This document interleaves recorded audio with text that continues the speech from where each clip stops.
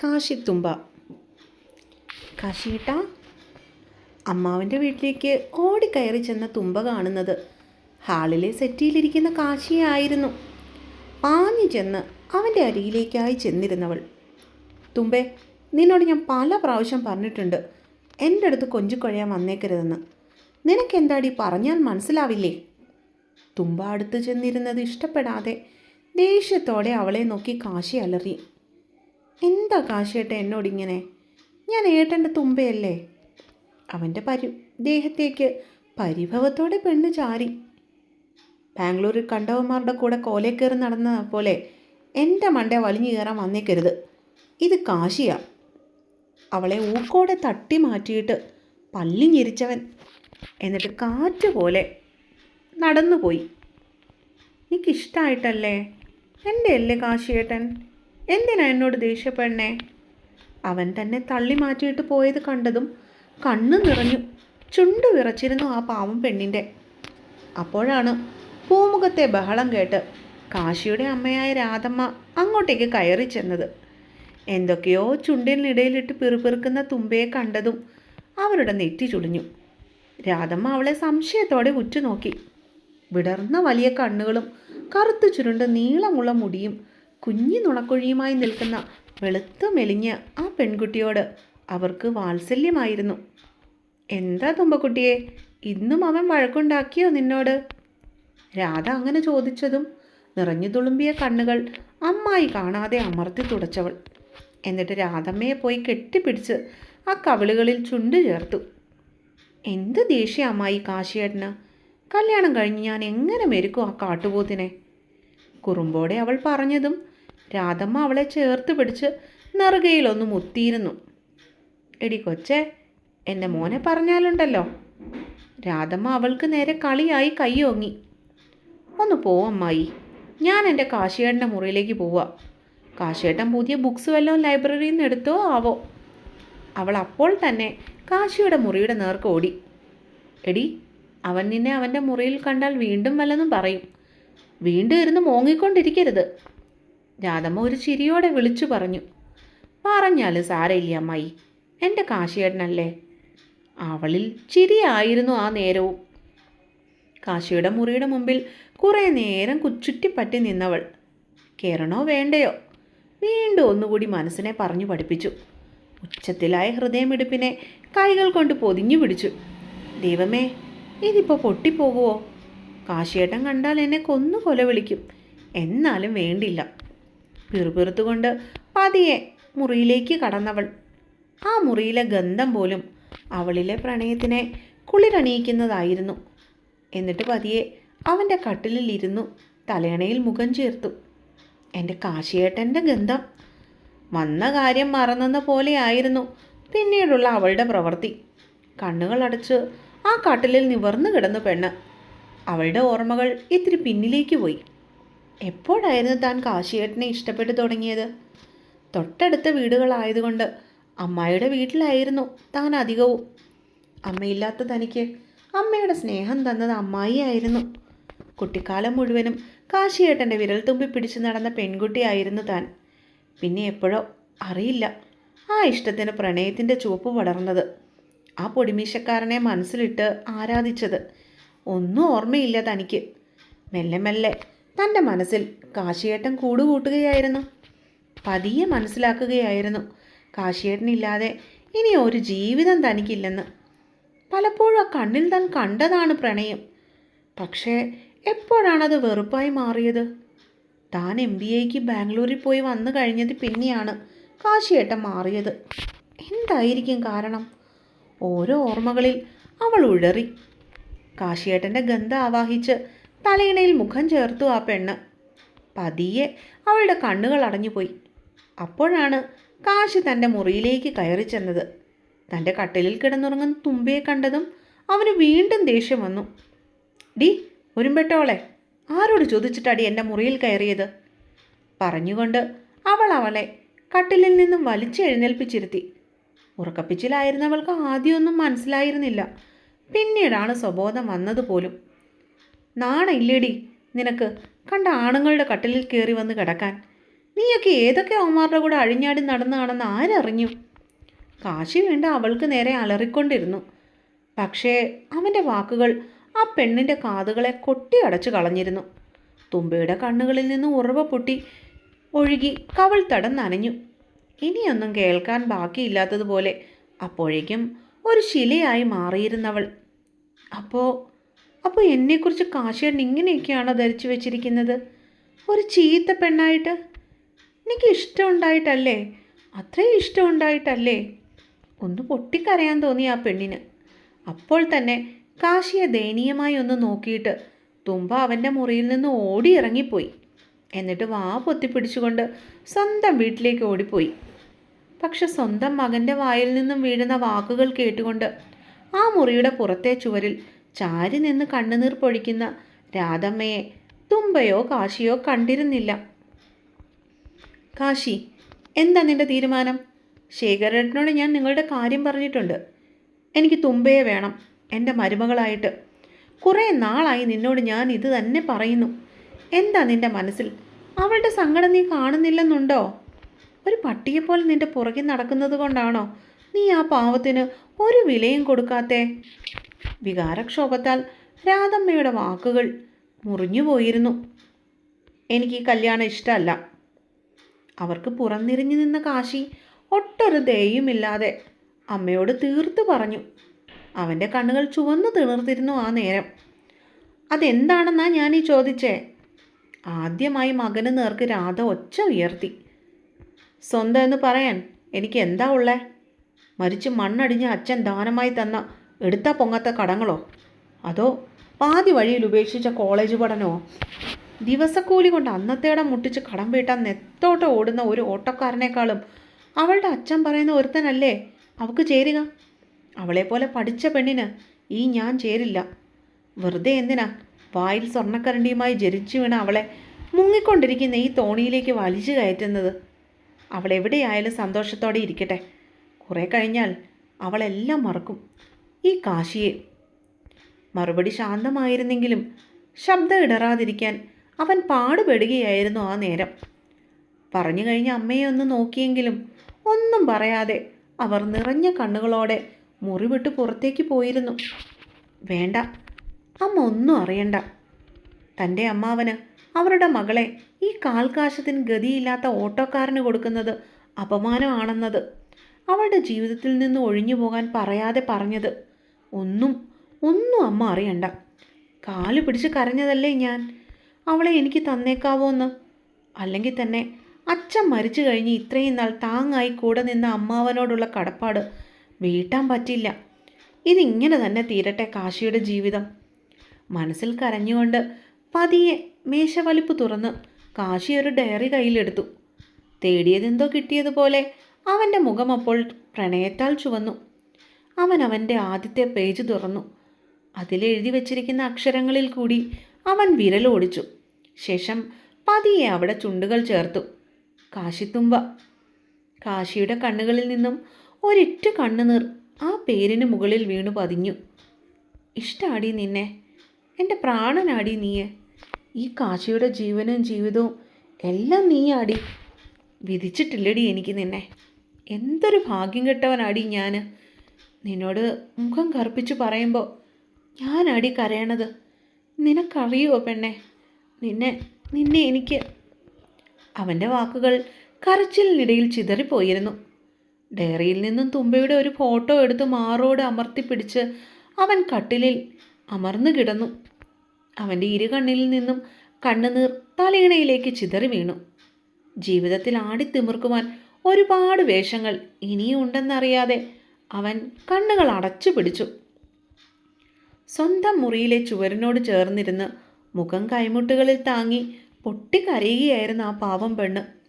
കാശി പറഞ്ഞ വാക്കുകളായിരുന്നു അവളുടെ മനസ്സിൽ കിടന്ന് ഉഴറിയിരുന്നത്. എന്തിനാ കാശിയേട്ടാ, എന്തിനാ എന്നെ ഇങ്ങനെ വെറുക്കണേ? തുമ്പ എന്ത് തെറ്റാ ചെയ്തേ?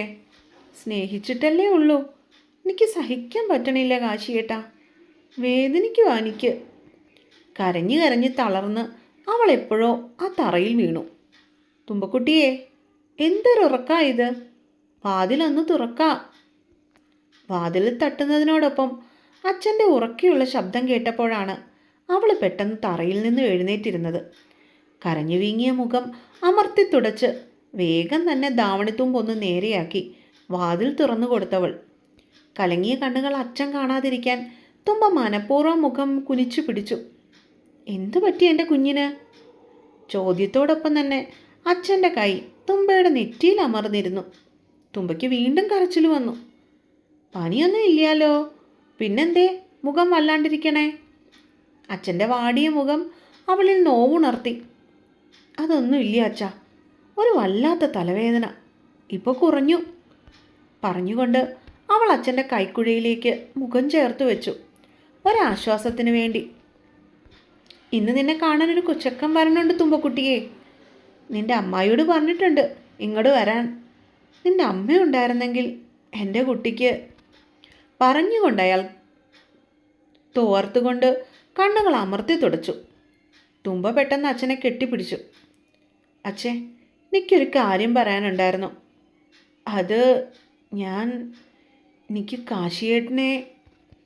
തുടർന്ന് പറയാനാവാതെ അവൾ അച്ഛനെ കണ്ണു നിറച്ച് നോക്കി. അച്ഛയ്ക്കറിയാം മോളെ, പക്ഷേ നമുക്കിത് വേണ്ട. എൻ്റെ മോൾ അവനെ മറക്കണം. നിനക്കുള്ള ഇഷ്ടം അവന് നിന്നോടില്ലല്ലോ. കാല് പിടിച്ച് പറഞ്ഞതാ ഞാൻ അവനോട് എൻ്റെ മകളെ സ്വീകരിക്കാൻ. പക്ഷെ അവൻ നിന്നെ അനിയത്തിയെപ്പോലെയേ കണ്ടിട്ടുള്ളൂ എന്ന് പറയുമ്പോൾ അയാളുടെ മുഖം കുനിഞ്ഞിരുന്നു. കുറുക്കൻ്റെ കൗശലം അയാളിൽ കാണുവാൻ എന്തോ ആ പൊട്ടിപ്പെണ്ണിൻ്റെ മനസ്സിന് കഴിഞ്ഞിരുന്നില്ലപ്പോൾ. വേഗം പോയി ഒരുങ്ങിക്കോളൂ. അയാൾ അവളെ പെട്ടെന്ന് അടർത്തി മാറ്റി. അച്ഛൻ്റെ വാക്കുകൾ ഒരു മിന്നൽ പിണർ പോലെയാണ് അവളുടെ നെഞ്ചിൽ ചെന്ന് പതിച്ചത്. ഒരു തീക്കുടുക്കയിൽ എന്ന പോലെ അവൾ നിന്നുരുകി. പക്ഷേ കുറച്ചു മുമ്പ് കാശി പറഞ്ഞ വാക്കുകൾ മനസ്സിലേക്ക് ഓടിയെത്തതും തുമ്പ പതിയെ മുറിയിലേക്ക് തന്നെ തിരിഞ്ഞു നടന്നു. ചെക്കനെ നല്ലോണം നോക്കിക്കോ കേട്ടോ. ഇനി കണ്ടില്ല കേട്ടില്ല എന്നൊന്നും പറയരുത്. ചെക്കൻ ഡോക്ടറാണ്.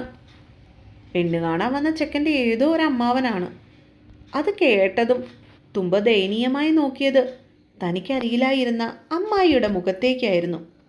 അവിടെ അവൾ കണ്ടു ആ കണ്ണുകളിൽ കടലോളം പോകുന്നൊരു സങ്കടക്കടൽ ഒളിപ്പിച്ചു വച്ചിരിക്കുന്നത്. ആ കുനിഞ്ഞ മുഖം അവളുടെ എല്ലാ പ്രതീക്ഷകളെയും തച്ചുടയ്ക്കാൻ പോകുന്നതായിരുന്നു. നിസ്സഹായതയുടെ തീച്ചുളയിൽ വെന്ത് വെണ്ണീറായി നിന്നു ആ പാവം പെണ്ണ്. സർവാഭരണ വിഭൂഷിതയായി മണ്ഡപത്തിലിരുന്ന അവൾ. പക്ഷേ കരഞ്ഞു കലങ്ങിയ കണ്ണുകൾ കൊണ്ട് അവൾ അപ്പോഴും ചുറ്റും നോക്കുന്നുണ്ടായിരുന്നു. ഇല്ല, കാശിയേട്ടൻ വന്നിട്ടില്ല. അവളുടെ കണ്ണുകൾ നിറഞ്ഞു തുളുമ്പി. കാഴ്ച മങ്ങി. നെഞ്ചിൽ വലിയൊരു ഭാരം കയറ്റി വെച്ചിരിക്കുന്ന പോലത്തെ അവസ്ഥയായിരുന്നു അവൾക്കപ്പോൾ. ഈ നിമിഷം ഭൂമി പിളർന്ന് താഴേക്ക് പോയിരുന്നുവെങ്കിലെന്ന് അവൾ അതിയായി ആശിച്ചു പോയി. എന്നെ ഇത്രയും വെറുതിരുന്നോ കാശിയേട്ടാ? തുമ്പയ്ക്ക് വല്ലാതെ നോവണു. അലമുറയിട്ട് കരയുന്ന അവളുടെ മനസ്സ് അവിടെ നിന്ന് എങ്ങോട്ടെങ്കിലും ഓടി ഒളിക്കാൻ ആ നേരം വെമ്പി. മുറുകിയ കെട്ടിമേളവും കഴുത്തിൽ മുറിയ ദീപകിൻ്റെ കൈകളാൽ കെട്ടിയ താലിച്ചരടുമാണ് അവളെ തിരികെ യാഥാർത്ഥ്യത്തിലേക്ക് കൊണ്ടുവന്നത്. നെഞ്ചിൽ പറ്റിച്ചേർന്ന താലി അവളെ പൊള്ളിച്ചു. സീമന്തരേഖ ചുവപ്പിച്ച സിന്ദൂരം അഗ്നി പോലെ അവളെ വിഴുങ്ങി. താനിപ്പോൾ മറ്റൊരാളുടെ ഭാര്യയാണെന്ന ചിന്ത അവൾക്ക് സഹിക്കാവുന്നതിലപ്പുറമായിരുന്നു. പെട്ടെന്നാണ് നേരിയ ഒരു തണുപ്പ് ശരീരത്തിൽ പടരുന്ന പോലെ തുമ്പയ്ക്ക് തോന്നിയത്. അവളുടെ കൈകാലുകളിൽ പൊടുന്നനെ ഒരു വിറയൽ അനുഭവപ്പെട്ടു. പെണ്ണിൻ്റെ കണ്ണുകളിലെ കൃഷ്ണമണികൾ പുറകോട്ടു മറിഞ്ഞു. ചുറ്റും ഇരുട്ട് പടരുന്നത് പോലെ തുമ്പയ്ക്ക് അനുഭവപ്പെട്ടു. പതിയെ അവൾ ബോധം മറിഞ്ഞ് താഴേക്ക് പതിച്ചു. അപ്പോഴും കാശിയേട്ടൻ എന്ന മന്ത്രമായിരുന്നു അവളുടെ ചുണ്ടുകളിൽ ഉരുവിട്ടുകൊണ്ടിരുന്നത്. ദൂരെ മാറി സദസ്സിൻ്റെ അവസാനത്തെ ഒരു കോണിൽ അലമുറയിട്ട് കരയുന്ന ഹൃദയവുമായി അവളുടെ കാശിയേട്ടൻ നിൽപ്പുണ്ടായിരുന്നുള്ളത് അവളപ്പോൾ അറിഞ്ഞിരുന്നില്ല എന്നതാണ് സത്യം. ഉണർന്നപ്പോൾ അവൾ ചുറ്റിനും നോക്കി. ഒരു വലിയ മുറിയിലാണ് താൻ കിടക്കുന്നത്. ആരൊക്കെയോ തൻ്റെ ചുറ്റിനും നിൽപ്പുണ്ടായിരുന്നുവെന്നത് അവളപ്പോൾ പ്രത്യേകം ശ്രദ്ധിച്ചിരുന്നു. പരിചിതമായ ഒരു മുഖം പോലും അതിലില്ലായിരുന്നുവെന്നത് അവളെ പരിഭ്രാന്തിയിലാഴ്ത്തി. പെട്ടെന്ന് എഴുന്നേറ്റിരിക്കാൻ നോക്കി. പക്ഷെ കയ്യിൽ ആകെ വലിയുന്ന വേദന. മോൾ എണീറ്റോ? ഞങ്ങൾ ആകെ പേടിച്ചു പോയി കേട്ടോ. രാവിലെ തൊട്ടൊന്നും കഴിച്ചില്ലായിരുന്നല്ലോ. BP കുറഞ്ഞതാ. കൈ അനക്കേണ്ട കേട്ടോ. ഡ്രിപ്പ് ഇട്ടിട്ടുണ്ടായിരുന്നു. തൻ്റെ കയ്യിൽ പിടിച്ച് ചേർന്നിരുന്ന് നെറുകയിൽ തലോടി അവരെ മനസ്സിലാകാത്ത രീതിയിൽ അവളൊന്ന് നോക്കി. മോൾക്ക് മനസ്സിലായില്ലല്ലേ, ഞാനാ ദീപുവിൻ്റെ അമ്മ. എന്നിട്ടും നോക്കിയിരിക്കുന്ന പെണ്ണിനെ അവർ വാത്സല്യപൂർവ്വം നോക്കി. അവൾ മനസ്സിലായെന്നതുപോലെ തലയാട്ടി. എന്നിട്ട് അവരുടെ സഹായത്തോടെ പതിയെ ബെഡിൽ എഴുന്നേറ്റിരുന്നു. തുമ്പയ്ക്ക് തലയാകെ പൊട്ടിപ്പിളരുന്ന വേദന തോന്നി, വല്ലാത്ത ക്ഷീണം പോലെ. കുറച്ചു നേരം അവൾ തല കൈകളിൽ താങ്ങിയിരുന്നു. അപ്പോഴാണ് താൻ ഇപ്പോഴും കല്യാണസാരിയിലാണെന്നുള്ള സത്യം അവൾ അറിഞ്ഞത്. പക്ഷേ ആരോ ആഭരണങ്ങൾ അഴിച്ചു മാറ്റിയിരുന്നു. ഇപ്പോൾ എങ്ങനുണ്ട്? അവർ തിരക്കി. കുഴപ്പമില്ലമ്മേ. അവളൊന്ന് ചിരിക്കാൻ ശ്രമിച്ചു. പറ്റുമെങ്കിൽ കുളിച്ചു മാറി വന്നോളൂ. മേശയുടെ മുകളിൽ വെച്ചിരിക്കുന്ന അവളുടെ ബാഗ് ചൂണ്ടിക്കാട്ടി അവരാവശ്യപ്പെട്ടു. ശരിയമ്മേ. ഇട്ടുമാറുവാനുള്ള തുണി എടുത്തുകൊണ്ട് നേരെ ബാത്റൂമിലേക്ക് കയറിയവൾ. എന്നിട്ട് ഷവർ തുറന്ന് അതിൻ്റെ ചുവട്ടിൽ ചെന്ന് നിന്നു.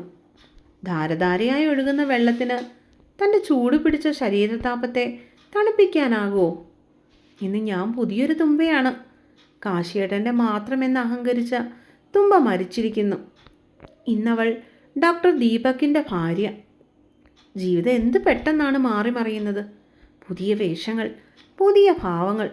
പക്ഷേ ആട്ടങ്ങളാടുന്ന തുമ്പ ഒന്നു തന്നെയല്ലേ? എരിയുന്ന മനസ്സിലെ ചിന്തകൾ അവളെ ഭ്രാന്തിയാക്കി. ഇനിയും സങ്കടങ്ങൾ താങ്ങാൻ വയ്യാത്തതുകൊണ്ട് അവൾ പെട്ടെന്ന് തന്നെ കുളിച്ചിറങ്ങി. താഴേക്ക് ചെല്ലുമ്പോൾ അവിടെ ദീപകിൻ്റെ ബന്ധുക്കൾ എല്ലാവരും ഉണ്ടായിരുന്നു. അവരുടെ ചോദ്യങ്ങൾക്ക് ഉത്തരം കൊടുക്കുമ്പോഴും മനസ്സ് നൂല് പൊട്ടിയ പട്ടം പോലെ അലഞ്ഞു നടക്കുകയായിരുന്നു.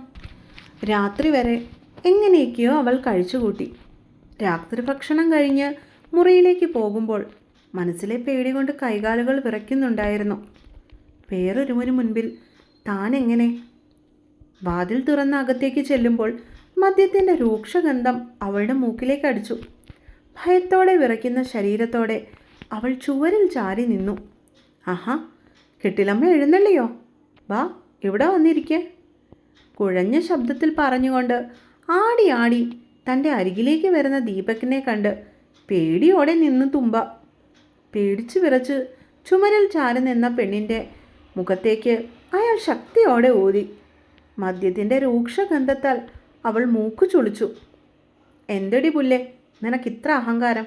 വരാൻ പറഞ്ഞാൽ ഇത്ര താമസം? അവൻ തുമ്പയുടെ കവളിൽ കുത്തിപ്പിടിച്ചു. അവൾ തളർന്നു. അന്നത്തെ രാത്രി ഒരാണും ചെയ്യാത്ത തരത്തിൽ അയാൾ ആ പെണ്ണിലേക്ക് അമർന്നു. തുമ്പേ, മോളെ. രാത്രി എന്തോ ദുസ്വപ്നം കണ്ട് കാശി അലറിക്കരഞ്ഞുകൊണ്ട് കട്ടിലിൽ എഴുന്നേറ്റിരുന്നു. പേടി കൊണ്ട് അവൻ്റെ കൈകൾ പോലും വിറച്ചിരുന്നു. കണ്ണുകൾ ചുവന്നു കലങ്ങി കിടന്നു. വിയർപ്പ് തുള്ളികൾ ഇരുചെന്നിയിൽ കൂടിയും ചാലിട്ടൊഴുകി. സ്വപ്നത്തിൽ കണ്ട ആ പെൺകുട്ടി തൻ്റെ തുമ്പയല്ലായിരുന്നോ? അവൾക്ക് എൻ്റെ തുമ്പയുടെ മുഖച്ഛായ. അപ്പോൾ എൻ്റെ തുമ്പ അവൾക്ക് എന്തെങ്കിലും ആപത്ത് വരാൻ പോവുകയാണോ? കണ്ണടയ്ക്കുമ്പോൾ കരഞ്ഞു കലങ്ങിയ തുമ്പയുടെ മുഖം അവനെ ചുട്ടുപൊള്ളിച്ചുകൊണ്ടിരുന്നു. പിന്നെ അവൻ ഉറങ്ങാനായില്ല. ഓട്ടോയുടെ ചാവിയും ഫോണും എടുത്ത് പുറത്തേക്കിറങ്ങി. ലക്ഷ്യം ഒറ്റ കൂട്ടുകാരനായ വിഷ്ണുവിൻ്റെ അടുത്തേക്കായിരുന്നു. ഡാ, മതിയടാ കുടിച്ചത്. ഇങ്ങനെ കുടിച്ചില്ലാതാവാനാണോ നിന്റെ തീരുമാനം? റോഡരികിൽ ഓട്ടോയിൽ ചാരിയിരുന്ന് കുടിക്കുന്ന കാശിയെ വിഷ്ണു വേദനയോടെ നോക്കി നിന്നു. കാശി, വാടാ, വീട്ടിലേക്ക് പോകാം. അമ്മ അവിടെ ഒറ്റയ്ക്കല്ലേ? അവൻ്റെ കുടി കണ്ട് വിഷ്ണു വീണ്ടും കെഞ്ചി പറഞ്ഞു. ഇപ്പോൾ കാശി ഒറ്റയ്ക്കല്ലേ? അതെന്താ നിനക്ക് മനസ്സിലാവാത്തെ? കുഴഞ്ഞു പോകുന്നുണ്ടായിരുന്ന അവൻ്റെ വാക്കുകൾ. ഇങ്ങനെ മൂക്കുമുട്ട കുടിച്ചാൽ നിന്റെ പ്രശ്നം തീരുവോടാ കോപ്പേ? വിഷ്ണുവിന് കണ്ടു നിൽക്കാനായില്ല അവൻ്റെ അവസ്ഥ. പക്ഷേ കാശി അവനെ കേൾക്കാൻ തെല്ലും തയ്യാറായിരുന്നില്ല. സ്നേഹിച്ച പെണ്ണിനെ കണ്ണീര് കുടിപ്പിച്ച് അവളെ വേറൊരുത്തനെ കൊണ്ട് കെട്ടിച്ചും വിട്ടിട്ട് പാതിരാത്രി കുടിച്ചു കൂത്താടിയാൽ മതിയല്ലോ നിന്നെപ്പോലൊരു പോങ്ങൻ. ദേഷ്യം അടക്കാനാവാതെ വിഷ്ണു കൈവിരലുകളാൽ മുടിയിഴകളെ കോർത്തു വലിച്ചു. പറയാൻ ബാക്കി വന്നത് പാതിയിൽ നിർത്തി. ആടാ, കാശി വെറും പോങ്ങനാ. നീ പറഞ്ഞത് സത്യ. കടപ്പാടിൻ്റെ പേരിൽ, കടബാധ്യതയുടെ പേരിൽ എൻ്റെ പ്രാണനെയാടാ ഞാൻ വിട്ടുകൊടുത്തേ. അവളെങ്കിലും എൻ്റെ നശിച്ച ഈ ജീവിതത്തിൽ നിന്നും രക്ഷപ്പെട്ടോട്ടെ എന്ന് കരുതി. പിന്നെ അത് കാശി കണ്ണു നിറച്ചു. ഡാ, ഇതൊന്നുമല്ല കാരണമെന്ന് എനിക്കറിയാം. ഒന്നും ഒന്നിനു വേണ്ടിയും വേണ്ടെന്ന് വെക്കുന്നവനുമല്ല നീ എന്നും അറിയാം. ഇപ്പം പറ, എന്താ നിന്റെ പ്രശ്നം? പിന്നെയും നിശബ്ദതയെ കൂട്ടുപിടിച്ച് അവനെ കണ്ട് വിഷ്ണുവിന് വിറങ്ങി കയറി. നീ പറയണ്ട, മിണ്ടാതെ ഇവിടെ ഇരുന്നോ. അല്ലേലും പാതിരാത്രി വിളിച്ച ഉടനെ കൂടെ ഇറങ്ങി വന്ന എന്നെ പത്തലെടുത്ത് തല്ലണം. കാശിയുടെ അടുത്ത ഓട്ടോയിലേക്ക് ചാരിയിരുന്നു വിഷ്ണു. അവൻ്റെ മനസ്സിലെ മതിക്കുന്ന ചിന്തകൾ എന്താണെന്നറിയാതെ വിഷ്ണു നീറി. പക്ഷേ കൂട്ടുകാരൻ്റെ വാടിയ മുഖം കണ്ടപ്പോൾ കാശിക്ക് സഹിക്കാനായില്ല. തൻ്റെ ബാല്യകാല സുഹൃത്താണ്, എന്തിനും ഏതിനും തൻ്റെ കൂടെ നിന്നവൻ. വേണ്ട, അവനോട് മറച്ചു വയ്ക്കാൻ ഈ കാശിയെ കൊണ്ട് പറ്റില്ല. ഒളിപ്പിച്ചു വെച്ച രഹസ്യം തുറന്നു പറയാനായി അവൻ വിഷ്ണുവിനെ നോക്കി. എന്താ മോളെ മുഖം വല്ലാണ്ടിരിക്കുന്നത്? ക്ഷീണം ഇതുവരെ മാറിയില്ലേ? കുളി കഴിഞ്ഞ് അടുക്കളയിലേക്ക് ചെന്ന തുമ്പയോട് ദീപകിൻ്റെ അമ്മ ചോദിച്ചു. അതൊന്നുമില്ല അമ്മേ, ഇപ്പോൾ നല്ല ആശ്വാസമുണ്ട്. എന്തോ മകൻ്റെ വൈകൃതമായ പ്രവൃത്തികളെക്കുറിച്ച് അവരോട് പറയാൻ അവളിലെ മകളൊന്ന് അറച്ചു. കുറച്ച് ദേഷ്യമുണ്ടെന്നേ ഉള്ളൂ. ദീപു പാവമാണ് മോളെ. നിഷ്കളങ്കമായി പറയുന്ന അമ്മയെ നിർവകാരതയോടെ നോക്കി നിന്നവൾ. അല്ല, മോളുടെ ചുണ്ടെന്താ മുറിഞ്ഞിരിക്കുന്നേ? ആദ്യയോടെ ചോദിക്കുന്നതിനോടൊപ്പം ഫസ്റ്റ് എയ്ഡ് ബോക്സിൽ നിന്നും മരുന്നെടുത്ത് ചുണ്ടിൽ പുരട്ടി കൊടുത്തിരുന്നവർ. അമ്മയുടെ മകൻ്റെ സമ്മാനമാണെന്ന് പറയാൻ അവളുടെ ഉള്ളം വെമ്പിയെങ്കിലും അവളത് മനഃപൂർവ്വം ഉള്ളിലൊതുക്കി. അതൊന്നുമില്ല അമ്മേ, ബാത്റൂമിൻ്റെ ഡോറിലിടിച്ചതാ. പറയുമ്പോൾ തുമ്പയുടെ മുഖം കുനിഞ്ഞിരുന്നു, കള്ളം ഒളിപ്പിക്കാൻ എന്ന വണ്ണം. അപ്പോഴേക്കും ദീപക്കും അവൻ്റെ അച്ഛനും കൂടി ഭക്ഷണം കഴിക്കുവാൻ വേണ്ടി അങ്ങോട്ടേക്ക് ചെന്നിരുന്നു. അവർ പെട്ടെന്ന് തന്നെ അവർക്ക് പ്രാതൽ വിളമ്പിക്കൊടുത്തു. ദീപു, നീയും മോളും കൂടി ഇന്ന് മോളുടെ വീട്ടിൽ വിരുന്ന് പോകണം കേട്ടോ.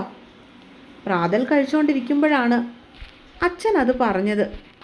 അത് കേട്ടതും തുമ്പ പേടിയോടെ ദീപക്കിനെ ഒന്ന് നോക്കി. പോകാം അച്ഛാ, എനിക്കിന്നൊരു എമർജൻസി സർജറി ഉണ്ട്. ഇവളെ അവിടെ കൊണ്ടുവിട്ടിട്ട് ഞാൻ ഹോസ്പിറ്റലിൽ പോകും. കഴിഞ്ഞിട്ട് അങ്ങോട്ടേക്ക് തിരിച്ചു പോയേക്കാം. അച്ഛൻ്റെയും അമ്മയുടെയും മുൻപിൽ സൗമ്യനായി സംസാരിക്കുന്ന ദീപക്കിനെ ആശ്ചര്യത്തോടെ ആ പെണ്ണ് നോക്കിയിരുന്നു പോയി. മോൾക്കവിടെ സുഖമാണല്ലോ അല്ലേ? നെറുകയിൽ തലോടി വാത്സല്യത്തോടെ ചോദിക്കുന്ന അച്ഛനെ കണ്ണു നിറച്ച് നോക്കി തുമ്പ. സുഖം അച്ഛേ.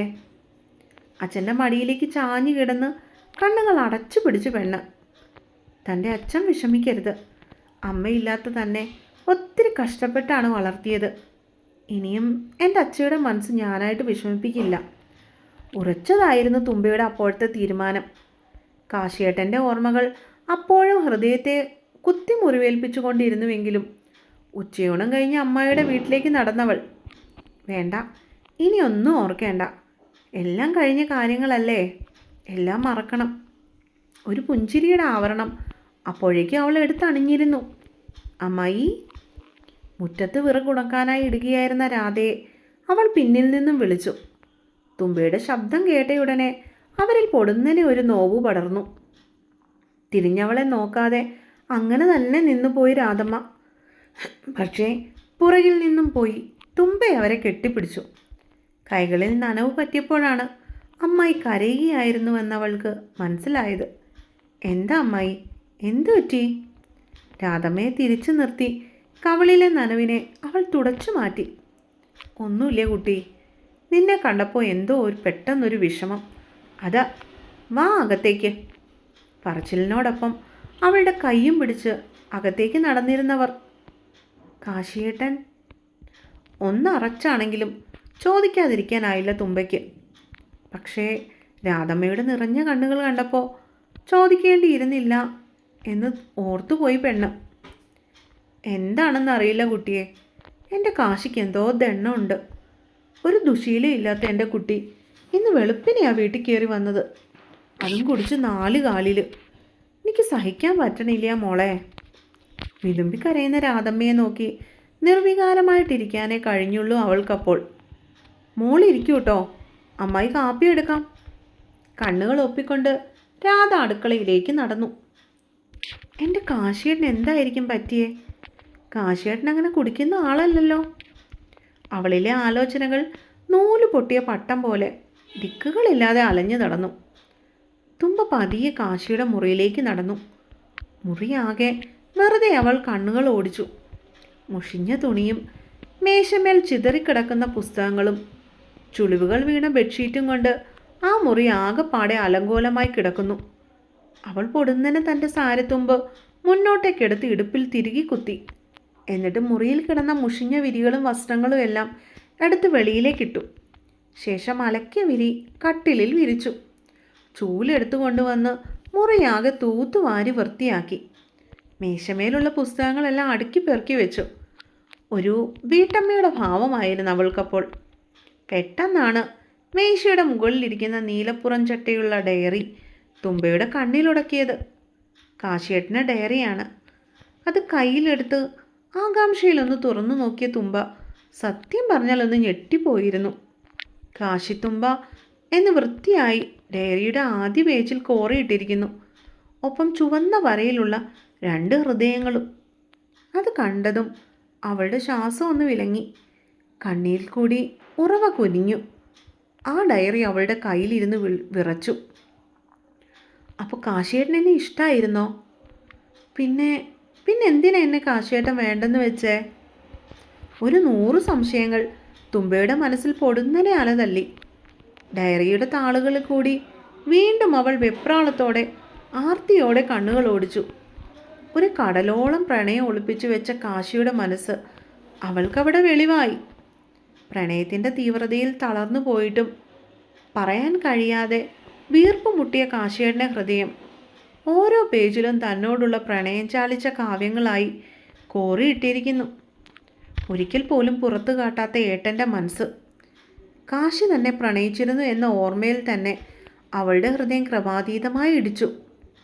ഒരേ ഒരു നിമിഷം താൻ വേറൊരാളുടെ ഭാര്യയാണെന്ന് പോലും അവൾ മറന്നുപോയിരുന്നു. എന്തിനു വേണ്ടി എൻ്റെ പ്രണയത്തെ കാശിയേട്ടൻ തിരസ്കരിച്ചു? അത് മാത്രമായിരുന്നു അവളുടെ മനസ്സിൽ അപ്പോൾ ഉണ്ടായിരുന്നത്. ഡയറി അവിടെ തിരികെ വെച്ചിട്ട് മുറിക്ക് പുറത്തേക്ക് കാലുകൾ വേച്ചു വെച്ച് തുമ്പ നടന്നുപോയി. അമ്മായിയുടെ മടിയിൽ കിടക്കുമ്പോൾ എന്തോ ഒരാശ്വാസം തോന്നി തുമ്പയ്ക്ക്. വീണ്ടും ഒരു കുഞ്ഞുകുട്ടിയായതുപോലെ പാറി പറന്ന് വീണ്ടും തൊടികളിൽ കൂടി ഇങ്ങനെ നടക്കാൻ അവൾക്ക് ആഗ്രഹം തോന്നി. കാവിൻ്റെ പിന്നിലുള്ള മഞ്ചാടി മരത്തിൽ നിന്നും പൊഴിയുന്ന മഞ്ചാടി മുത്തുകൾ ഓരോന്നായി പെറുക്കി സൂക്ഷിക്കാൻ മോഹം തോന്നി. കാശിയേട്ടൻ്റെ കൈയും പിടിച്ച് ഒന്നുകൂടെ അമ്പലപ്പറമ്പുകളിൽ നടക്കാൻ കൊതിയായി.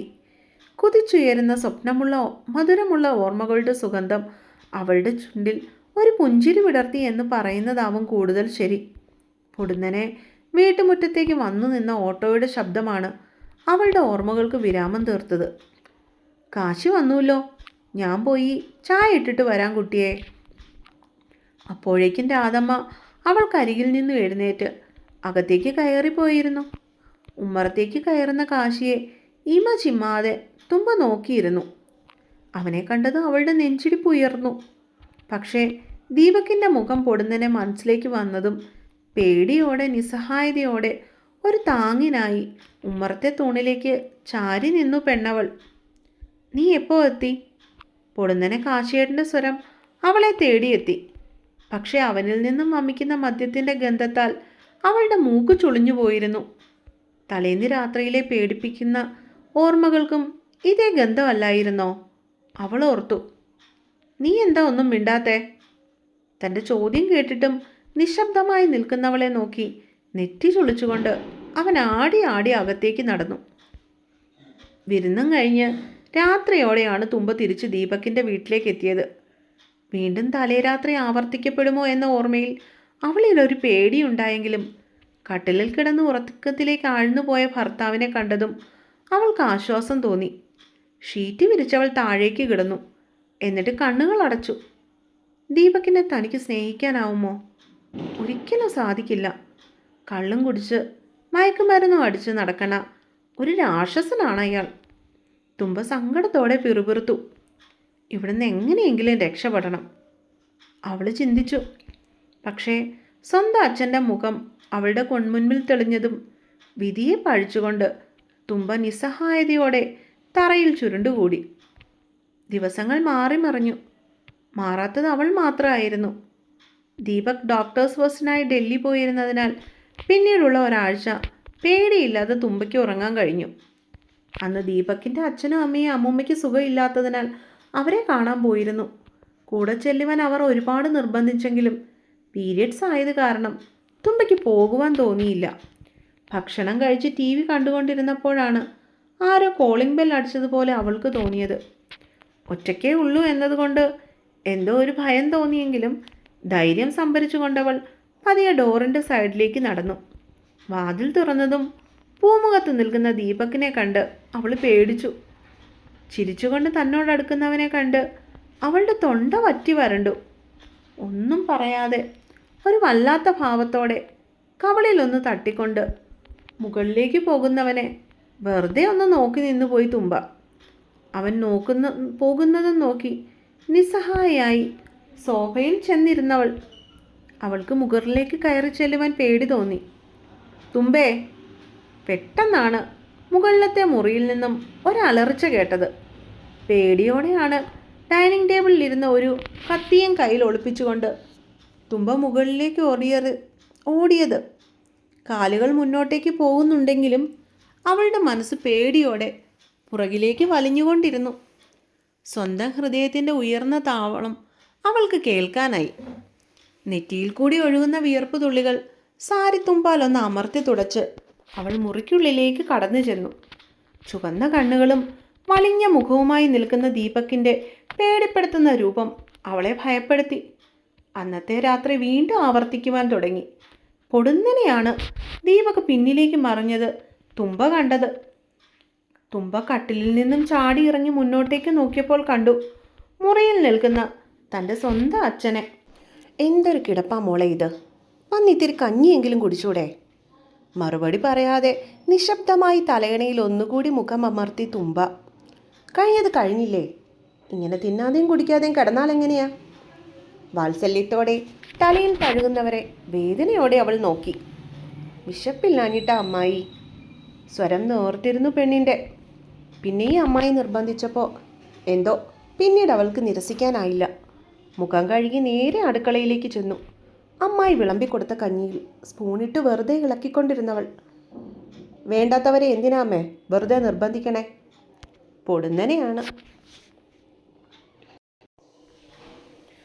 പൊടുന്നനെയാണ് കാശിയുടെ ദേഷ്യത്തോടെയുള്ള നോട്ടം അവളെ തേടി ചെന്നത്. അവനോടുള്ള പേടിയിൽ മുഴുവൻ കഞ്ഞിയും കോരിക്കുടിച്ചവൾ വേഗം അവിടെ നിന്നും എഴുന്നേറ്റു. എന്നിട്ട് വാ കഴുകി അടുക്കളയുടെ പുറത്തേക്ക് വേഗത്തിൽ നടന്നു. അമ്മാവന് നിന്നെ ഒന്ന് കാണണമെന്ന്. പോകാം അല്ലേ? തൻ്റെ പിന്നാലെ വന്ന കാശിയുടെ പറച്ചിൽ കേട്ട് അവളുടെ കാലുകൾ കൂച്ചുവിലങ്ങിട്ടതുപോലെ നിന്നു. മറുപടി കാത്തെന്നോണം തന്നെ നോക്കി നിൽക്കുന്നവനെ അവൾക്ക് നിരുത്സാഹപ്പെടുത്താനായില്ല. ആ പോകാം. തിരിഞ്ഞു നിന്ന് സമ്മതം മൂളി തുമ്പ. പോയി കിടന്നോ, വെളുപ്പിനെ പോകാനുള്ളതാ. കാശി നിർദ്ദേശിച്ചതും തലയൊന്ന് കുലുക്കി സമ്മതം അറിയിച്ചതുകൊണ്ട് തുമ്പ മുറിയിലേക്ക് നടന്നു. പക്ഷേ കട്ടിലിൽ കയറി കിടന്ന് കണ്ണുകൾ അടച്ചിട്ടും അവൾക്ക് ഉറക്കം വരുന്നുണ്ടായിരുന്നില്ല. ചോരയിൽ കുളിച്ചു കിടക്കുന്ന ദീപക്കിൻ്റെ ശരീരമാണ് അപ്പോഴും അവളുടെ കൺമുൻപിൽ തെളിഞ്ഞു നിന്നിരുന്നത്. ഇനിയൊന്നും ഓർക്കാൻ ത്രാണിയില്ലാത്തവളെ പോലെ തുമ്പ കൺപോളകൾ ഇറുക്കി അടച്ചു കളഞ്ഞു. രാവിലെ തന്നെ വിഷ്ണുവേട്ടൻ കാറ് കൊണ്ടുവന്നിരുന്നു. തുമ്പ ഒരുങ്ങി ഇറങ്ങി മെല്ലെ പോയി ഡോർ തുറന്ന് വണ്ടിയുടെ പിൻസീറ്റിൽ കയറിയിരുന്നു. നിന്റെ ഡ്രൈവറാണോ ഞാൻ? പൊടുന്നനെയാണ് ഡ്രൈവിംഗ് സീറ്റിൽ നിന്നും അശരീരി പോലെ ഒരു ശബ്ദം കേട്ടത്. നോക്കിയപ്പോൾ ഡ്രൈവിംഗ് സീറ്റിൽ കാശിയേട്ടൻ ഇരിക്കുന്നു. വിഷ്ണുവേട്ടനാണെങ്കിൽ പൂമുഖത്ത് അമ്മായി അടുത്ത് നിൽപ്പുണ്ട്. അപ്പോൾ വിഷ്ണുവേട്ടൻ വരണില്ലേ? തുമ്പ സംശയത്തോടെ പിറുപിറുത്തു. അവനുണ്ടെങ്കിലേ തമ്പുരാട്ടി എഴുന്നള്ളൂ എന്നുള്ളോ? കാശി തിരിഞ്ഞ് അവളെ നോക്കി രണ്ട് ചാട്ടം ചാടി.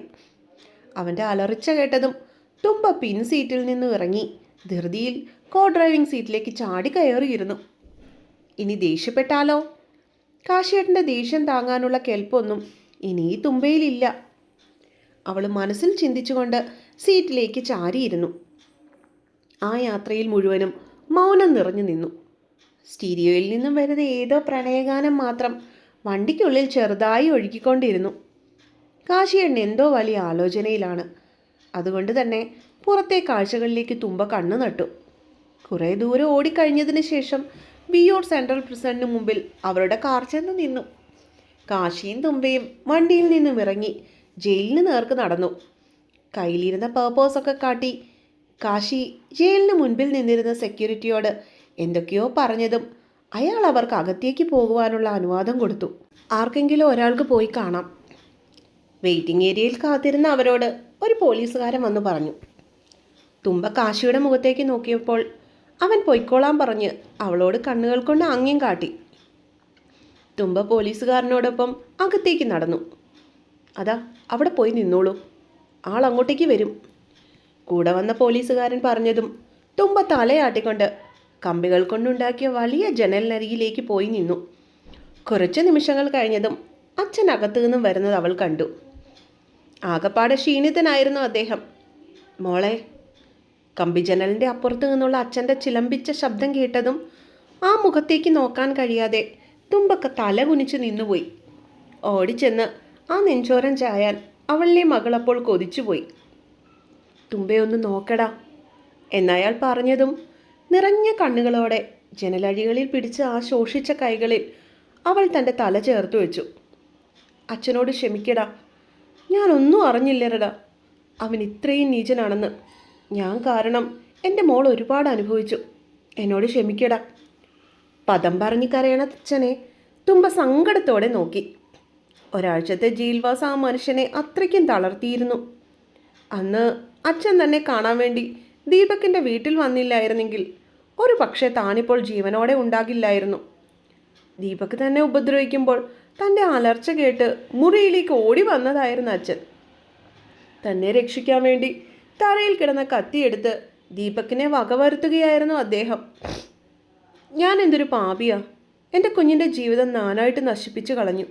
എല്ലാം എൻ്റെ തെറ്റാ. എൻ്റെ കാശിയോടും ഞാൻ തെറ്റാ ചെയ്തേ. അവൻ്റെ ജീവിതവും ഞാനാ നശിപ്പിച്ചേ. തൻ്റെ കൈക്ക് മുകളിൽ നെറ്റി മുട്ടിച്ചുകൊണ്ട് പൊട്ടിക്കരയുന്ന അച്ഛനെ കണ്ടതും തുമ്പ സംശയത്തോടെ ആ മുഖത്തേക്ക് പൊടുന്നനെ ഉറ്റുനോക്കി. അച്ഛൻ എന്തൊക്കെയായി പറയണേ? കാശിയേട്ടനോട് അച്ഛൻ എന്ത് തെറ്റ് ചെയ്തെന്നാ? അവൾ വെപ്രാളപ്പെട്ടുകൊണ്ട് ചോദിച്ചു പോയി. കാശി അവൻ എൻ്റെ കാല് പിടിച്ചതാ മോളെ. നിന്നെ അവന് കൊടുക്കാവോ എന്ന് ചോദിച്ച്. അവന് നിന്നെ ഇഷ്ടമായിരുന്നു മോളെ. കടപ്പാടിൻ്റെയും സമ്പത്തിൻ്റെയും പേര് പറഞ്ഞ് ഞാനാ ആ പാവത്തിനെ ആട്ടി ഓടിച്ചത്. അച്ഛനോട് ക്ഷമിക്കും മോളെ, എൻ്റെ സ്വാർത്ഥത കാരണാ. അയാൾ ബാക്കി പറയുന്നതിന് മുൻപേ തന്നെ തുമ്പ തൻ്റെ വലങ്കൈ ഉയർത്തി അയാളെ തടഞ്ഞിരുന്നു. ഇനിയും കേൾക്കാനുള്ള മനക്കട്ടിയില്ലായിരുന്നു ആ പെണ്ണിന്. അവളുടെ കാതുകൾ കൊട്ടിയടയ്ക്കപ്പെട്ടിരുന്നു. പിതൃസ്നേഹത്തിന് പകരം മനസ്സിൽ പകയുടെ നാമ്പുകൾ മുളപൊട്ടി അവളിൽ വടവൃക്ഷമായി മാറുവാൻ അധിക സമയമൊന്നും വേണ്ടിയിരുന്നില്ല. ചതി. തൻ്റെ ജീവിതം തകർത്തവനോടുള്ള പക തുമ്പയുടെ കണ്ണുകളിൽ പൊടുന്നനെ ആളിക്കത്തി. ജീവിതം മുച്ചൂടും നശിപ്പിച്ചവനോടുള്ള കോപത്തിൽ അയാളുടെ കൈകൾ ജനൽ കമ്പിയിൽ വെച്ച് തുമ്പ ഒന്ന് അമർത്തി ഞെരിച്ചു. സന്തോഷമായില്ലേ നിങ്ങൾക്ക്? എല്ലാം അറിഞ്ഞിട്ടും കൂടെ നിന്ന് ചതിക്കുമായിരുന്നല്ലേ? ഇത്രയൊക്കെ ചെയ്യാൻ ഞാൻ എന്ത് തെറ്റാ ചെയ്തേ? എൻ്റെ കാശിയേട്ടൻ നിങ്ങളോട് എന്താ തെറ്റാ ചെയ്തേ? നിങ്ങൾക്കറിയോ ഞാൻ അനുഭവിച്ച പീഡനങ്ങൾ? ഉറങ്ങാനാവാതെ പേടിച്ച് അത് നിങ്ങൾക്ക് വേണ്ടി, നിങ്ങളെ ആ വൃത്തികെട്ടവൻ ഉപദ്രവിക്കാതിരിക്കാൻ വേണ്ടി ആ എന്നെയാണ് നിങ്ങൾ ചതിച്ചത്. കൊടിയ ദേഷ്യത്താൽ അവൾ വിറച്ചു പോയിരുന്ന ആ നേരം പക്ഷേ പകയോടെ നോക്കുന്ന തൻ്റെ മകളെ കുറ്റബോധത്തോടെ നോക്കി നിൽക്കാൻ മാത്രമേ അയാൾക്കപ്പോൾ കഴിഞ്ഞുള്ളൂ. ഇനിയും നിങ്ങളെ കാണാൻ ഞാൻ വരില്ല. ഈ മകൾ ഇല്ല എന്ന് കൂട്ടിക്കോ. ഉറച്ചതായിരുന്നു അവളുടെ വാക്കുകൾ. ഇതിലും വലിയൊരു ശിക്ഷ ഒരു മകളെന്ന നിലയിൽ അയാൾക്ക് കൊടുക്കാനാവില്ലെന്ന് തുമ്പയ്ക്ക് അറിയാമായിരുന്നു. മകൾക്ക് വേണ്ടി ജീവിച്ച അച്ഛൻ ആ മകൾക്ക് വേണ്ടി ഒരുക്കിത്തീരട്ടെ ആ കാരാഗ്രഹത്തിൽ. പിന്നീട് ഒരു നിമിഷം പോലും തുമ്പ അവിടെ നിന്നില്ല. അവൾ വേഗത്തിൽ തിരിഞ്ഞു നടന്നു കാശിയുടെ അടുത്തെത്തി. പോകാം. മുറുകിയ മുഖത്തോടെ വണ്ടിയിൽ കയറിയിരിക്കുന്നവളെ കാശി സംശയത്തോടെയാണ് ഉറ്റുനോക്കിയത്. പിന്നെ ഡ്രൈവിങ്ങിൽ ശ്രദ്ധ തിരിച്ച് വണ്ടി മുന്നോട്ടേക്കെടുത്തു. എങ്കിലും അവൾക്ക് എന്തു പറ്റിയെന്ന ചിന്ത കാശിയെ അസ്വസ്ഥനാക്കി. അമ്മായി, ഞാൻ നാളെ പോകും. എനിക്കൊരു ജോലി ശരിയായിട്ടുണ്ട് കൊച്ചിയിൽ. തുമ്പയ്ക്ക് കുടിക്കുവാനുള്ള ചായയുമായി മുറിയിലേക്ക് ചെന്ന രാധയോട് അവൾ മെല്ലെ പറഞ്ഞു. കൊണ്ടുപോകേണ്ട തുണിയെല്ലാം എടുത്ത് ബാഗിൽ അടുക്കി പെറുക്കി വെക്കുകയായിരുന്നു അവൾ. എന്താ മോളെ ഇത്? എന്തിനാ നിനക്കിപ്പോൾ ഒരു ജോലി? ഞങ്ങൾ അന്യരായി പോയോ നിനക്ക്? നിറഞ്ഞ കണ്ണുകളോടെ നിൽക്കുന്ന അമ്മായിയുടെ മുഖത്തേക്ക് വേദനയോടെ അവൾ നോക്കി. അതല്ല അമ്മായി, എനിക്ക് പോണം. എല്ലാം മറക്കാൻ എനിക്ക് കുറച്ച് സമയം വേണം. ഇവിടെ നിന്നാൽ എനിക്ക് ഒന്നിനും കഴിയില്ല. ഞാൻ പൊയ്ക്കോട്ടെ? തുമ്പയുടെ ദയനീയമായ നോട്ടം കാണാൻ കഴിയാതെ അവർ തിരിഞ്ഞു നടന്നു. മറുപടിയൊന്നും പറയാതെ ആ മുറിയിൽ നിന്നും പുറത്തേക്ക് ഇറങ്ങിപ്പോയി. പോണം, പോയേ പറ്റൂ. ഇനി ആരെയും ബുദ്ധിമുട്ടിക്കരുത്. കാശിയേട്ടൻ്റെ പ്രണയം എത്ര ഒളിപ്പിച്ചാലും തനിക്ക് ആ കണ്ണുകളിൽ കാണാൻ കഴിയും. ഏട്ടന് ഞാൻ ചേരൂല. മുറിവേറ്റ മനസ്സും ചതഞ്ഞു പൊള്ളിയ ശരീരവും മാത്രമേ ഉള്ളൂ തനിക്ക്. ഇവിടെ നിന്നാൽ ആ പാവത്തിന് നല്ലൊരു ജീവിതം പോലും ഉണ്ടാവില്ല. പോണം, എവിടേക്കെങ്കിലും ദൂരേക്ക്. എല്ലാം മനസ്സിൽ ആലോചിച്ചുകൊണ്ട് തുണിയുടെ കൂടെ സർട്ടിഫിക്കറ്റ് എടുത്ത് ബാഗിൽ വെച്ചവൾ. എങ്ങോട്ടാണാവോ? ഒളിച്ചോടുവാണോ? ഞാൻ കൂടെ വരണോ? എല്ലാം കഴിഞ്ഞ് മുറിയിൽ നിന്നും പുറത്തേക്ക് ഇറങ്ങിയപ്പോൾ വാതിൽക്കൽ നിന്നിരുന്ന കാശിയേട്ടൻ്റെ പിടുത്തം തൻ്റെ കൈക്ക് മുകളിൽ വീണിരുന്നു. എന്തേ, നിന്റെ മിണ്ടാട്ടം മുട്ടിയോ? കാശി അവളോട് വീണ്ടും ചോദിച്ചു. പക്ഷേ ആ കണ്ണുകളിലേക്ക് മാത്രം നോക്കാനുള്ള ധൈര്യം തുമ്പയ്ക്കുണ്ടായില്ല. ഒരു പക്ഷേ നോക്കിപ്പോയാൽ തൻ്റെ തീരുമാനം മാറ്റേണ്ടി വന്നാലോ എന്നവൾ ഭയപ്പെട്ടു. നിന്നോടാ ചോദിച്ച തുമ്പേ, നിനക്ക് ചെലവിന് തരാൻ എനിക്ക് പറ്റില്ലെന്ന് കരുതിയോ? കാശിയുടെ ആർദ്രതയോടെയുള്ള ചോദ്യം അവളുടെ കാതരികിൽ വീണ്ടും പതിഞ്ഞു. ഇനിയും നിന്നാൽ ചങ്കു തകർന്നു പോകുമെന്ന് തോന്നിയതും തുമ്പ അവന് നേരെ കപട ദേഷ്യത്തോടെ തിരിഞ്ഞു. എനിക്ക് ചിലവിന് തരാൻ ഇയാളെൻ്റെ ആരാ? എൻ്റെ ഭർത്താവോ? അതോ കാമുകനോ? ബാംഗ്ലൂരിൽ ആണുങ്ങളുടെ തോളിൽ കയറി നടന്ന തുമ്പ തന്നെയാ ഇപ്പോഴും ഞാൻ. ഒന്നും മാറിയിട്ടില്ല. അതുകൊണ്ട് മേലാൽ എൻ്റെ കാര്യത്തിൽ നിങ്ങൾ ഇടപെടരുത്. എനിക്കതിഷ്ടമല്ല. മനസ്സ് കല്ലാക്കി വെച്ചുകൊണ്ട് ആദ്യമായിട്ടാണ് അവൾ കാശിക്ക് നേരെ പൊട്ടിത്തെറിച്ചത്. അറിയാം, ആ കണ്ണുകൾ നിറഞ്ഞിട്ടുണ്ടായിരിക്കും. സങ്കടത്താൽ ആ നെഞ്ച് പിടയ്ക്കുന്നുണ്ടായിരിക്കും. എന്നാലും വേണ്ടില്ല, എല്ലാം നന്നായി വരും. അവൻ്റെ കൈകൾ ബലമായി വിടുവിച്ചുകൊണ്ട് അവൾ വരാന്തയിലേക്ക് ഇറങ്ങി. പിറ്റേന്ന് രാവിലെ നേരത്തെ തന്നെ തുമ്പ എണീറ്റു. പാർവതി സമേതനായിരിക്കുന്ന മഹാദേവൻ്റെ ഫോട്ടോയിലേക്ക് പ്രാർത്ഥനയോടെ നിറഞ്ഞ കണ്ണുകളോടെ കുറച്ച് സമയം നോക്കി നിന്നവൾ ശേഷം അമ്മായിയുടെ അടുത്തേക്ക് ചെന്ന് ആ കാൽക്കൽ വീണ അനുഗ്രഹം വാങ്ങി.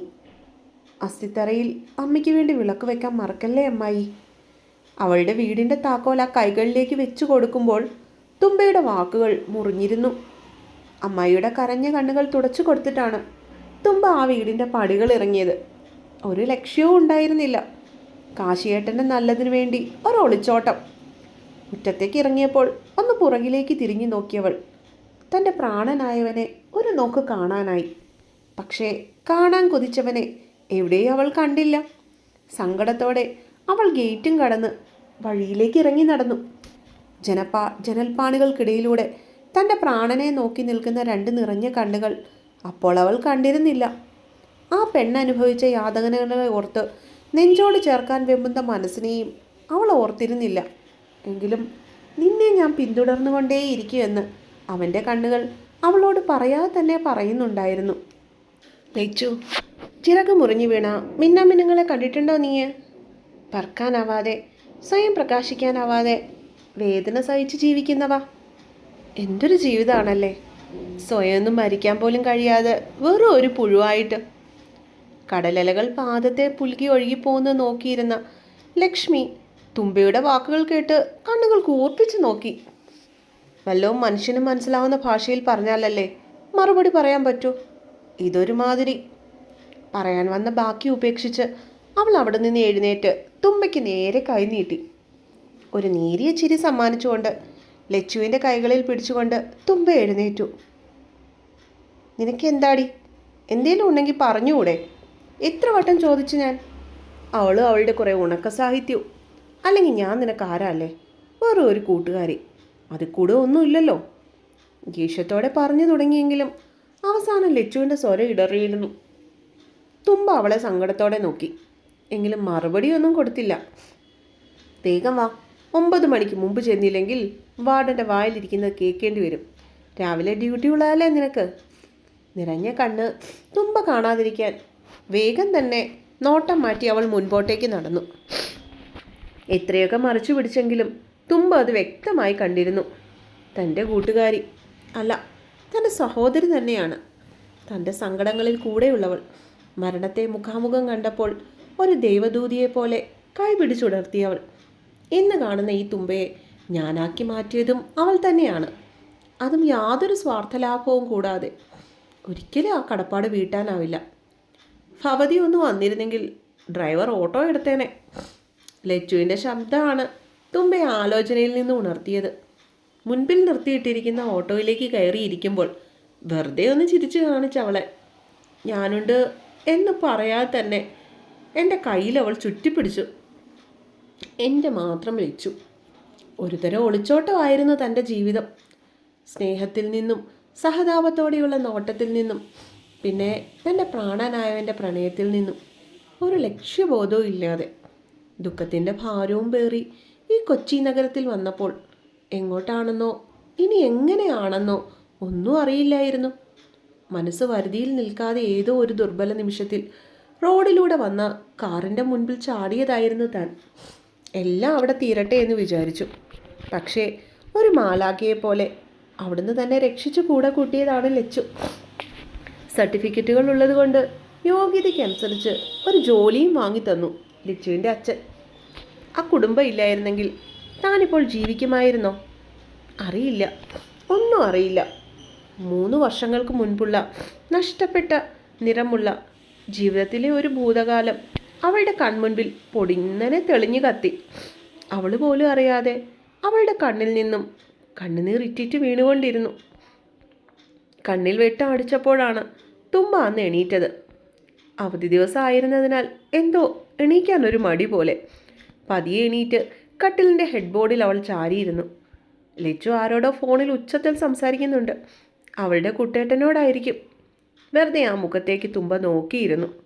ദേഷ്യത്താൽ ചുവക്കുന്ന മൂക്കും കവളിലെ നുണക്കുഴിയും അനുസരണയില്ലാതെ പാറിക്കളിക്കുന്ന അവളുടെ ചുരുണ്ട മുടിയും എന്തോ വല്ലാത്ത ഇഷ്ടം തോന്നി ആ പെണ്ണിനോട്. ഫോൺ കട്ട് ചെയ്ത് അടുത്തേക്ക് വരുന്ന അവളുടെ സംശയത്തോടെ ഒന്ന് നോക്കി. എന്തേ ലച്ചൂട്ടിയെ, ഇന്ന് അടിയായോ കുട്ടേട്ടനോട്? ചുണ്ടു കൂർപ്പിച്ച് പരിഭയത്തോടെ ഇരിക്കുന്ന അവളെ കണ്ട് ചിരി വന്നുപോയി. അല്ല, ഇന്നെന്താണോ കാരണം? തുമ്പ ചിരിയോടെ ചോദിച്ചു. ഒന്ന് കാണാൻ വരാമോ എന്ന് ചോദിച്ചു പോയി. അതിനാ നിന്റെ പുന്നാരാങ്ങള എന്നെ തെറി വിളിച്ചത്. ലച്ചു പരിഭവത്തോടെ ചുണ്ടു ചുളിച്ചു. ഒന്ന് ക്ഷമിക്കു പെണ്ണേ, കുട്ടേട്ടന് ലീവ് കിട്ടി കാണില്ലായിരിക്കും. സമയമുള്ളപ്പോഴൊക്കെ നിന്നെ കാണാൻ ഓടി വരണില്ലേ ആ പാവം? ലച്ചുവിനെ അനുനയിപ്പിക്കാൻ തുമ്പ ഒരു ചെറിയ ശ്രമം നടത്തി. അല്ലെങ്കിൽ തന്നെ എന്നോടൊരു സ്നേഹവും കുട്ടേട്ടന്. എപ്പോഴും തുമ്പക്കുട്ടിയെ മതിയല്ലോ. സ്ഥിരം കേൾക്കുന്ന ഡയലോഗ് ആയതിനാൽ പ്രതികരിക്കാൻ തുമ്പ അതിന് പോയില്ല. അറിയാം, അവളത് മനസ്സിൽ വെച്ചുകൊണ്ട് പറയുന്നതല്ലാന്ന്. പെട്ടെന്നാണ് ലച്ചുവിൻ്റെ ഫോൺ അടിച്ചത്. കോളെടുത്ത് സംസാരിച്ചിട്ട് റെഡിയായി ഒരു ഉമ്മയും തന്ന് പുറത്തേക്ക് ഓടുന്ന ലച്ചുവിനെ കണ്ട് തുമ്പയ്ക്ക് ആശ്ചര്യമൊന്നും തോന്നിയില്ല. ലച്ചുവിന് കുട്ടേട്ടനോടുള്ള പ്രണയം മുളപൊട്ടിയിട്ട് 3 വർഷത്തോളമായി. താൻ വന്നതിന് ശേഷമുണ്ടായ പ്രണയമാണ്. പ്രണയത്തിൻ്റെ ലഹരിയിൽ മുങ്ങിത്താഴുന്ന ആ പ്രണയവല്ലികളെ കണ്ട് ആസ്വദിച്ചിട്ടേ ഉള്ളൂ. ഇടയ്ക്ക് കുറുമ്പ് കാട്ടി അടിയുണ്ടാക്കി പിണങ്ങിയിരിക്കുന്നവരെ ഇണക്കാൻ താൻ ഏറെ പാടുപെടാറുണ്ട്. അങ്ങനെ കൂട്ടായതാണ് കുട്ടേട്ടനോട്. ആരുമില്ലാത്ത എന്നെ അനിയത്തിക്കുട്ടിയായി പുള്ളി അങ്ങ് ഏറ്റെടുത്തു. തന്നോട് വാത്സല്യത്തോടെ ഒരുപാട് സംസാരിക്കുമായിരുന്നു. അല്ലെങ്കിലും കുട്ടേട്ടൻ്റെ പെങ്ങളെ എന്നുള്ള വിളിയിൽ ദുഃഖങ്ങളെയെല്ലാം മായ്ക്കാൻ കഴിയുന്ന ഒരു മാസ്മരികത ഉണ്ടായിരുന്നു. ഇതുവരെ നേരിട്ട് കണ്ടിട്ടില്ല. ആഗ്രഹമുണ്ടെങ്കിലും എന്തോ കുട്ടേട്ടനോട് നേരിട്ട് ചോദിക്കാനൊരു വിമുഖത. സമയം സന്ധ്യയോടടുത്തിരുന്നു. സൂര്യാസ്തമയം കാണാൻ ജനനിബിഡമായിരുന്നു ചെറായി ബീച്ച്. തിരക്കിൽ നിന്നും മാറി ഒരൊഴിഞ്ഞ കോണിലായി അവരിരുന്നു. എൻ്റെ ലച്ചുമ്മയുടെ ദേഷ്യം ഇതുവരെ തീർന്നില്ലേ? പരിഭവത്താൽ പിടയുന്ന കണ്ണുകളെ കുസൃതിയോടെ നോക്കിയവൻ. പിണങ്ങല്ലേ പൊന്നെ, ഇല്ലാത്ത സമയം ഉണ്ടാക്കി കാണാൻ വന്നപ്പോൾ ഇങ്ങനെ പിണങ്ങിയിരുന്നാൽ എങ്ങനെയാ? കാണാൻ തോന്നിയിട്ടല്ലേ? അത്രയ്ക്കിഷ്ടം ഉണ്ടായിട്ടല്ലേ ഒന്ന് വരാൻ പറഞ്ഞേ? ലച്ചുവിൻ്റെ ആ ഉണ്ട കണ്ണുകളിൽ നനവൂറി. അതുകൊണ്ടല്ലേടി ഓടി വന്നത്. എന്നും ലീവാക്കാൻ പറ്റുമോടി പെണ്ണെ?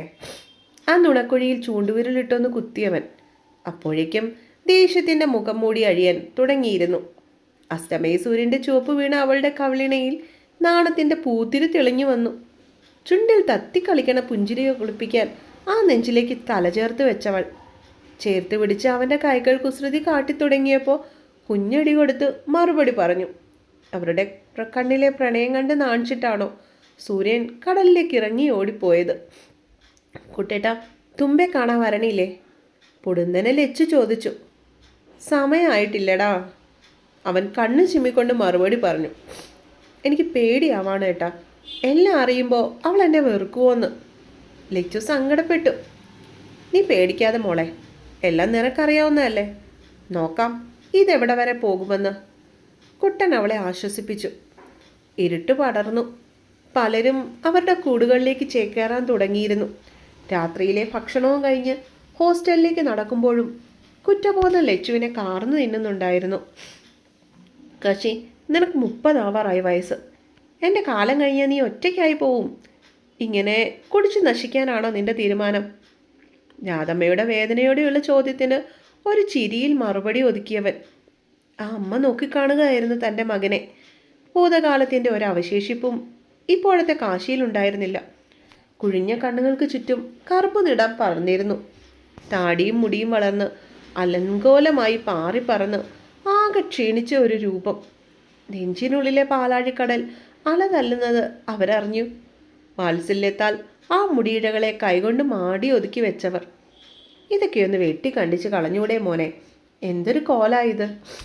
രാധയുടെ മടിയിലേക്ക് തല ചേർത്ത് വെച്ചവൻ. വാത്സല്യ ചൂടിൽ അവൻ കണ്ണുകൾ അടച്ചു കിടന്നു. തുമ്പമോളെ കാണാൻ പോയിരുന്നല്ലേ നീ? അത്രയ്ക്കിഷ്ടമായിരുന്നെങ്കിൽ എന്തിനാടാ വിട്ടുകളഞ്ഞേ? ഇപ്പോഴും അമ്മയ്ക്കിഷ്ട, കൂടെ കൂട്ടിക്കൂടെ അവളെ. അവൻ്റെ നെഞ്ചിലൊരു വേദന നിറഞ്ഞു. കണ്ണുകളിൽ നിന്ന് ഉയരുന്ന നീർത്തുണ്ടികളെ മറയ്ക്കാൻ എന്നവണ്ണം വേഗം എണീറ്റ് പുറത്തേക്കിറങ്ങി. അമ്മായിയുടെ അസ്ഥിത്തറയ്ക്കരികിൽ വെറുതെ പോയിരുന്നു. മനസ്സ് വല്ലാതെ പിഴയുമ്പോൾ ഇവിടെ വന്നിരിക്കാറാണ് പതിവ്. പതിയെ ആ കൽത്തറയിൽ തല ചേർത്ത് വെച്ചു. നെഞ്ചിൽ കൂട്ടിവെച്ച കുന്നോളം സങ്കടങ്ങളെ ഒഴുകാനായി വിട്ടു.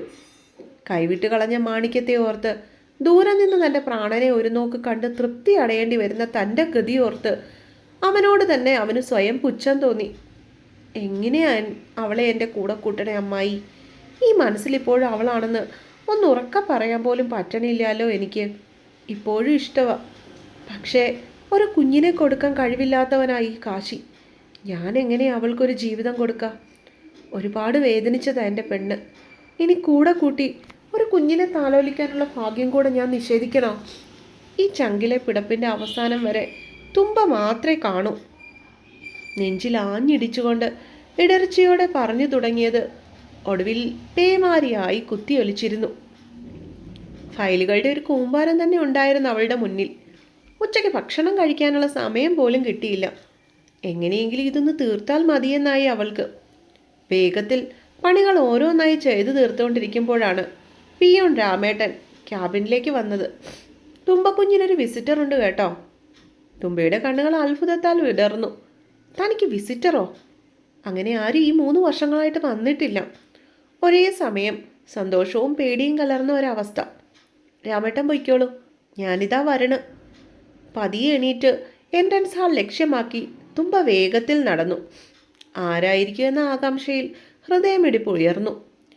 ഹാളിലെ സെറ്റിയിലിരിക്കുന്ന ആളിനെ കണ്ട് അവളുടെ കണ്ണുകൾ നിറഞ്ഞു തൂവി.